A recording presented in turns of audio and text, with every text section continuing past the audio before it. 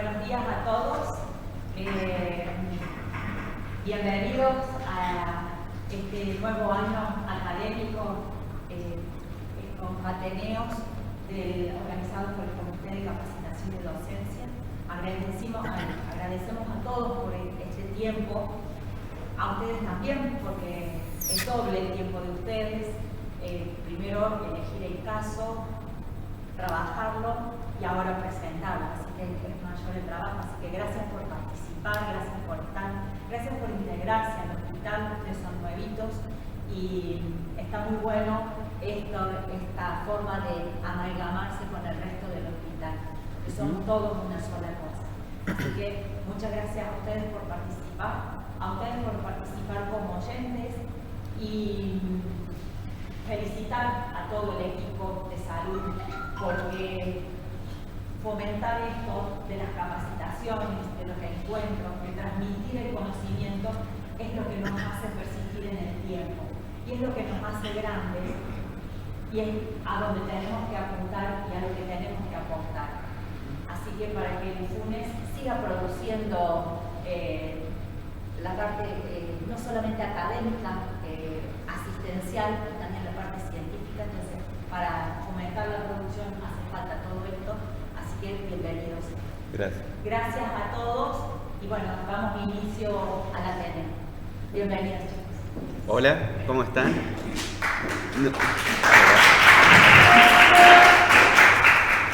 Bueno, nosotros somos el equipo interdisciplinario de salud mental de la RISAM, que es la residencia interdisciplinaria de la provincia de Córdoba, y estamos formados por médicos psiquiatras, trabajadores sociales y psicólogos.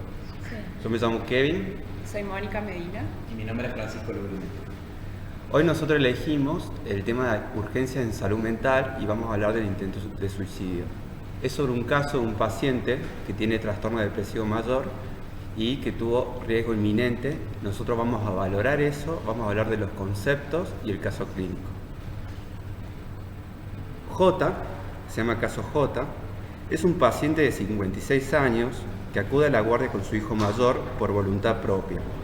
Es valorado por el equipo interdisciplinario compuesto por psicólogo, trabajador social y médico psiquiatra. Se realiza entrevista mediante anamnesis directa e indirecta. Los datos personales, bueno, es un paciente de 56 años, viudo, jubilado, vive solo, padre de 3 hijos y posee obra social. El estado en el momento de la entrevista: el paciente se encuentra vigil, lúcido, orientado globalmente, se observa aplanamiento afectivo, hipobulia, hipotimia y astenia. Refiere que en la mañana presentó un episodio de ideación autolítica con intento de intoxicación por gas, suceso evitado por su hijo, que es la única persona que lo contiene, presentando incomunicación con los otros. Presenta antecedentes de intento de suicidio y trastorno depresivo mayor y se observa que varios fueron con pasaje al acto con alto riesgo de muerte. Se indaga en su estado anímico en el último periodo, refiere depresión y desgano progresivo sin poder especificar la causa. Se puede valorar un discurso empobrecido, coherente, de curso lento, con ideación y planificación suicida, sin alteraciones sensoperceptivas, sin signos de heteroagresión. Mediante la anamnesis indirecta con su hijo se pudo recabar que su relato era válido y la gravedad de su cuadro psicopatológico. También hace referencia a su escasa adherencia al tratamiento y que el último intento de suicidio terminó en una cirugía abdominal por un objeto cortopunzante. Lo que se destaca en esta entrevista es la persistencia de las ideas suicidas y el alto riesgo de los métodos utilizados. El equipo determina que el paciente corre riesgo cierto e inminente para sí mismo debido a la fragilidad de su red de contención y su cuadro clínico. Se procede a la estabilización de su cuadro psicopatológico y la derivación correspondiente a su obra social. Durante el periodo de internación, el paciente se muestra lúcido, vigil, con conciencia de enfermedad y situación, y leve mejoría del estado de ánimo. Se relaciona adecuadamente con sus pares, presenta buena predisposición para realizar las actividades diarias con su acompañante terapéutico. Se trabajó en interdisciplina el abordaje de los conflictos que lo llevaron al intento, identificando un evento vital importante que es la muerte de su madre. También se intervino en la adherencia al tratamiento psicofarmacológico y psicoterapéutico, buscando construir una estrategia para que el paciente identifique cuándo asistir a un dispositivo de salud mental, reconociendo cuáles son los síntomas o signos graves de su padecimiento. Al cabo de 7 días de internación se observó estabilización de su cuadro, restaurando el esquema y evaluando el diagnóstico presuntivo para la derivación. Este es el caso J. Bien. ¿Por qué no? Para hablar tengo que moverme a la silla esta en la que está la notebook por la cámara, exclusivamente. Así que permiso. Bien. ¿Por qué nos pareció interesante el caso J? El caso J, digamos, al ser una problemática de intento de suicidio, nos pareció que podía llegar a ser, digamos, interesante para poder abordar el tema que queríamos abordar, que es el tema de la urgencia en salud mental, ¿sí? De esta manera vamos a decir que la salud mental, digamos, está enmarcada en una ley nacional que es la ley 26.657 de salud mental y va a definir a la salud mental como un proceso múltiplemente determinado, ¿sí? Va a tener múltiples componentes, ya sean biológicos, psicológicos, históricos, socioeconómicos, etc. Aquí, digamos, en este punto es donde entra la importancia de la interdisciplina. ¿Por qué es importante? Porque reconocemos a la salud mental como este proceso múltiplemente determinado. Bien, en esta línea, la preservación de la salud mental es esencial para garantizar derechos humanos y sociales. Es por esto, por todas estas razones, que adherimos a la OMS cuando explica que la salud física y mental son inseparables, ¿sí? No hay salud física sin salud mental y no hay salud mental sin salud física. En esta línea, entonces, basándonos en este criterio, se comienza a desarrollar lo que se conoce como el modelo comunitario de atención en salud mental, ¿sí? Se pasa de un paradigma de otras características, un paradigma asilar, para pasar, digamos, a un paradigma mucho más, vamos a decir, abierto, ¿sí? Que se basa en una red de servicios de salud mental. Se trabaja de esta manera con centros de salud, hospitales generales, centros de integración comunitaria y otras instituciones polivalentes. Bien, todo esto, digamos, en base a lo que vengo comentando del concepto de salud mental para la ley, la importancia de la interdisciplina, digamos, y el paso de este paradigma anterior a este nuevo paradigma, ya que hablamos del modelo comunitario de atención en salud mental, va a priorizar a las poblaciones más vulnerables psicosocialmente, ¿sí? Y se va, digamos, a hacer hincapié en la idea de poder trabajar la autonomía de la persona, mejor dicho, el usuario, que viene a consultar por algún problema o por una urgencia en salud mental. De esta manera, lo que se va a buscar va a ser construir una estrategia terapéutica particularizada. ¿Qué quiere decir? Que vamos a hacer hincapié en las propiedades de la persona que viene a consultar, ¿sí? Ya, digamos, no va a ser más quizás tratamientos más generalizados como quizás se trataban en un modelo anterior, sino que van a ser tratamientos un poco más atendiendo a las particularidades propias de la persona que viene a consultar. Bien, en esta línea, en esta red, en este modelo, mejor dicho, el Hospital Domingo Funes trabaja codo a codo, digamos, con distintos centros de salud, hospitales generales, etcétera, entre otras cosas. Bien, cabe aclarar también que, digamos, en este modelo nuevo no se trabaja exclusivamente, pero sí en su gran parte, con aspectos, digamos, con instituciones sanitarias, sino que entran quizás otras profesiones, otras áreas de trabajo que también hacen al proceso de salud mental. Bien, puntualmente, bueno, recuperando todo lo que venimos charlando, digamos, el Hospital Domingo Funes cuenta con esta red de salud y principalmente, digamos, la atención que se brinda aquí en el internado es psiquiatría, trabajo social, psicología y enfermería. Perfecto. Vamos a hablar ahora de la urgencia en salud mental, ¿sí? ¿Qué es la urgencia en salud mental? ¿Qué pasa cuando viene un paciente a consultar? La urgencia en salud mental resulta una situación transitoria, es decir, tiene un carácter temporal, que altera funciones psíquicas y supone un alto padecimiento para la persona, ¿sí? Es una persona que va a venir probablemente desbordada. Requiere atención inmediata y constituye una ruptura del equilibrio vital. Puede tener causas orgánicas, psíquicas y o sociales. De vuelta, digamos, hablando, digamos, en este paradigma, ¿sí? ¿Qué pasa entonces? Es un emergente del estado de malestar y parte del proceso de salud-enfermedad, ¿sí? Como por ahí, como algunos recordarán, digamos, la salud-enfermedad es un proceso continuo, digamos, en el que no hay... La salud, digamos, no es ausencia de enfermedad exclusivamente. En esa línea, digamos, es un proceso continuo que el equipo tiene que estar al tanto, digamos, para realizar un abordaje adecuado, atendiendo, digamos, a las particularidades del caso. Bien, de esta manera, la persona debe ser asistida de manera integral, ya sea bio, psico o socialmente, en el ámbito sociosanitario. ¿Qué va a pasar, digamos, con la urgencia? Sí o sí va a requerir seguimiento. Una urgencia en salud mental siempre requiere seguimiento para evitar recurrencia.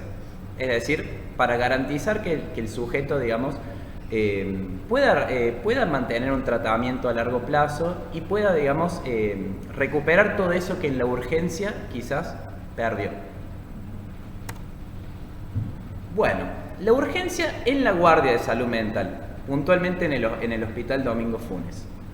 ¿Cuál es el objetivo? El objetivo es obtener una comprensión situacional del usuario y determinar la estrategia adecuada de abordaje. En esta línea, digamos, la persona que viene con algún malestar por salud mental viene ya sea acompañado por familiares, ya sea acompañado por amigos, muchas veces escoltados por la policía y otras veces solos. Se recibe, digamos, la consulta aquí en la guardia y se deriva al área de salud mental. La principal herramienta con la que contamos para abordar un caso es la entrevista, ¿sí? Que se realiza a la persona que viene y o a quien lo acompañe, así sean familiares, amigos, etc. ¿Qué vamos a observar en esta entrevista? Primero que todo, la razón de consulta. ¿Esta persona viene, consulta por sí o viene otra persona a consultar por él? ¿Sí? Es lo principal, digamos, saber qué le está pasando a esta persona. En esa línea, digamos, vamos a observar los desencadenantes de la crisis. ¿Qué fue lo que llevó a que esta persona llegue a este momento en particular de su vida? ¿Sí? ¿Qué llevó a desbordarla? ¿Por qué pasó? ¿Cómo fue que pasó? Entre otras cosas.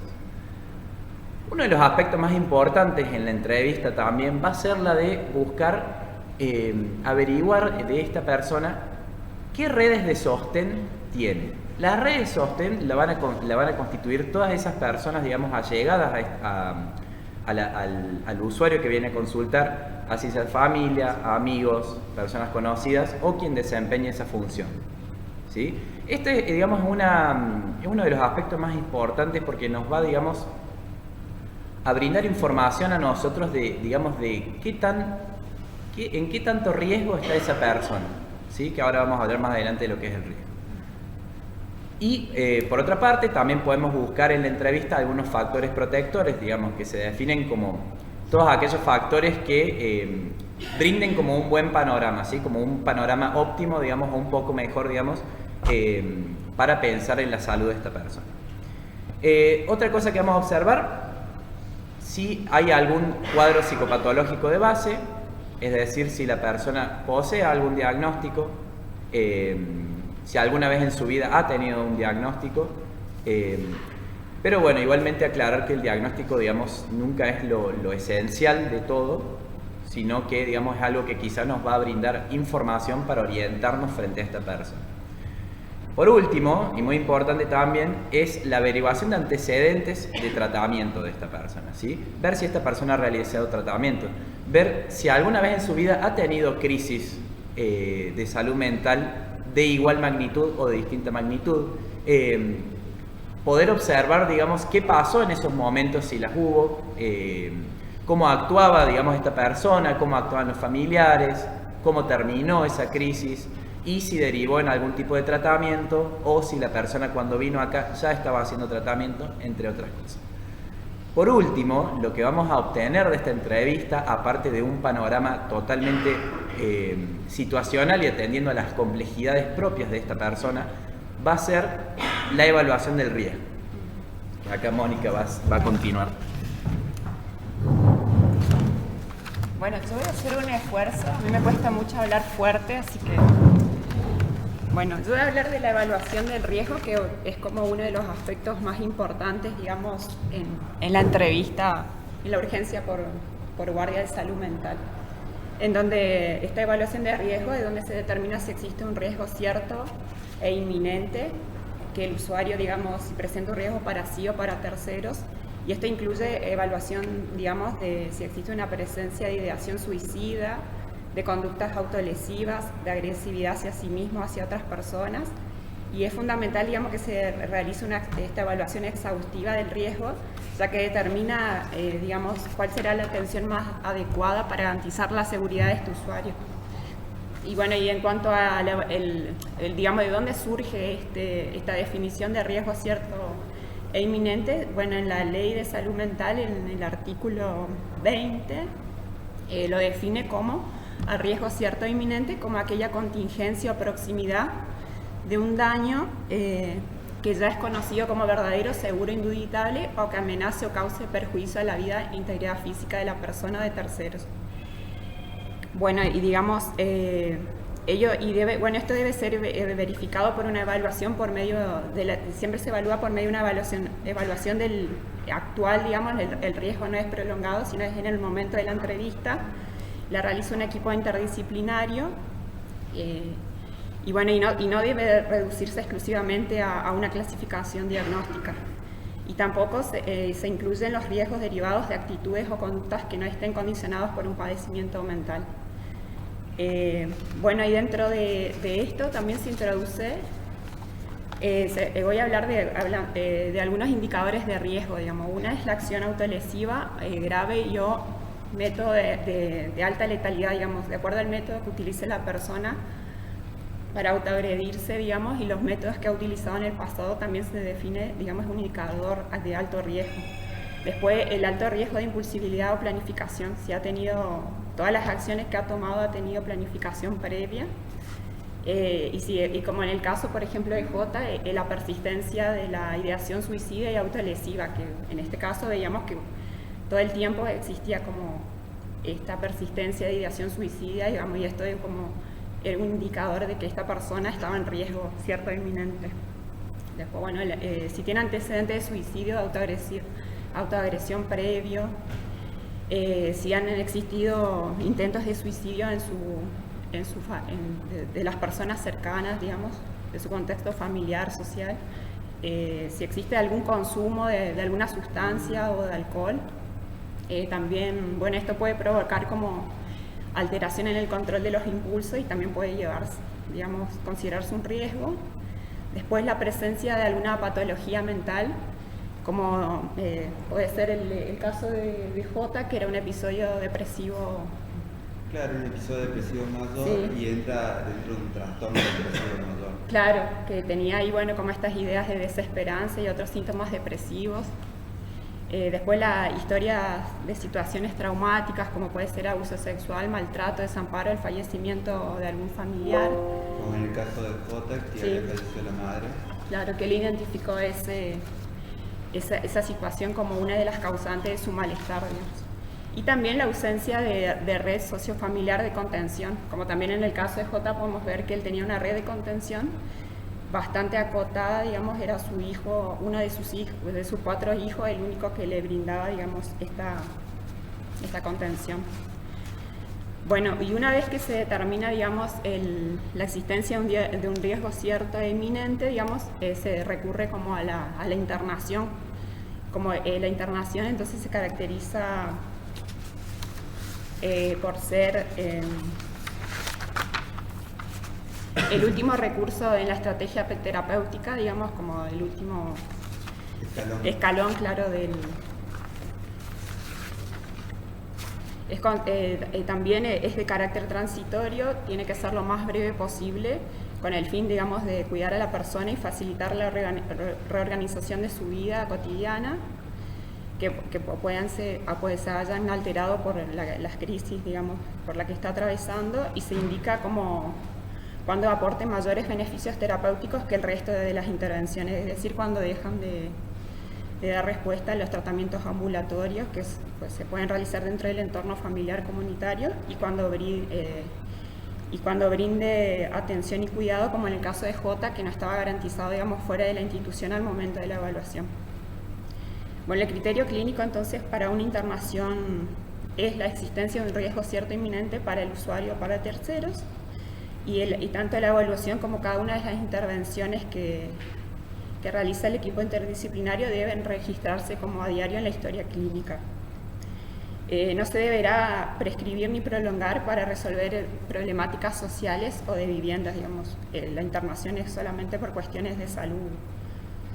Durante la estancia de internación, la persona entonces tiene derecho a seguir manteniendo estos vínculos y comunicación con familiares y allegados, y al ser voluntaria también puede cesar la internación cuando la persona lo desee, más allá de la visión del equipo interdisciplinario. Y en el caso de ser una internación involuntaria, excepcionalmente se realiza sin consentimiento informado y se debe comunicar a un juez o órgano de revisión local en un plazo de 10 horas como máximo, y es exclusivamente cesa cuando el equipo interdisciplinario valora que ya no existe el riesgo cierto e inminente. Sí. Bueno, en el caso J, la parte social, bueno, como decía mi compañera, estaba solo, un solo integrante de su red familiar podía acompañarlo. Y el encuadre, nosotros, a partir de la ley de salud mental, es descentralizar, digamos, el monovalente y generar la orientación comunitaria. Este caso particular es una derivación del paciente porque tenía obra social. Entonces la estrategia se vio de ver cómo estaba su cuadro anímico. Algo que tener en cuenta en estos pacientes, aparte de todos los riesgos que hablamos y los métodos utilizados, es cuando por ahí medicar o no con un antidepresivo. Porque un síndrome depresivo no implica que haya que usar uno, y el síndrome depresivo hay que asociarlo a síntomas particulares de cada persona, viendo la personalidad, viendo la curva anímica en un año, viendo, digamos, cuántos episodios ha tenido, por eso hay que preguntar bien los antecedentes, y si en algún momento ha virado esa persona, porque podría entrar dentro de un espectro bipolar, una depresión unipolar, un trastorno de personalidad, entre otras patologías, o también por el consumo de sustancias que pueden generar una diversión tanática, o en situaciones de episodios psicóticos, digamos. Entonces hay que tener mucho cuidado, o sea, tienen que usar estabilizadores del ánimo en todo caso, porque si uno da un antidepresivo, sea cual sea, lo puede llevar el impulso a matarse.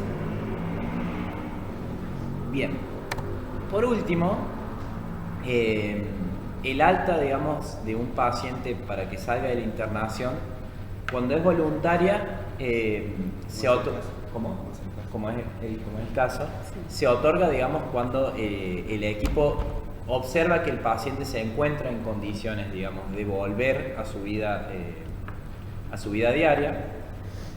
Cuando es voluntaria, el paciente, digamos, siempre puede abandonar la internación en el momento que lo desee.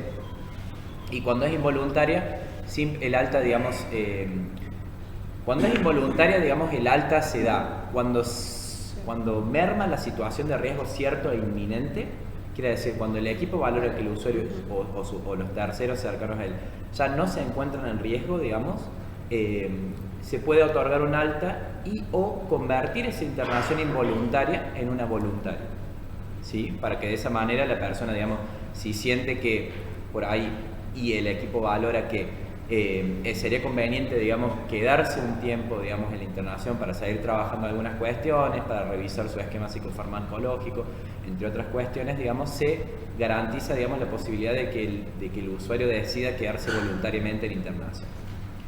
Bien, también aclarar que el alta es criterio exclusivo del equipo interdisciplinario tratante.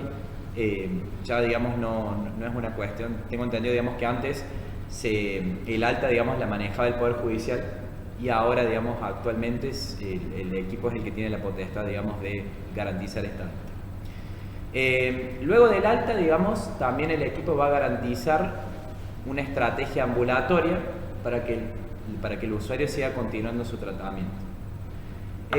Por último, aclarar, digamos, que el caso J nos sirvió un poco para ilustrar toda esta cuestión, digamos, del paradigma que se maneja en salud mental, ilustrar también qué pasa en una urgencia en salud mental, digamos, y nos parecía interesante, digamos, plantear este tema puntualmente porque, digamos, es como el primer año en el que se ha incorporado, digamos, el Hospital Monovalente, que era el Hospital Colonia Santa María, al Hospital Domingo Funes. Y la prevalencia de este padecimiento, digamos. Totalmente. Bueno, muchas gracias.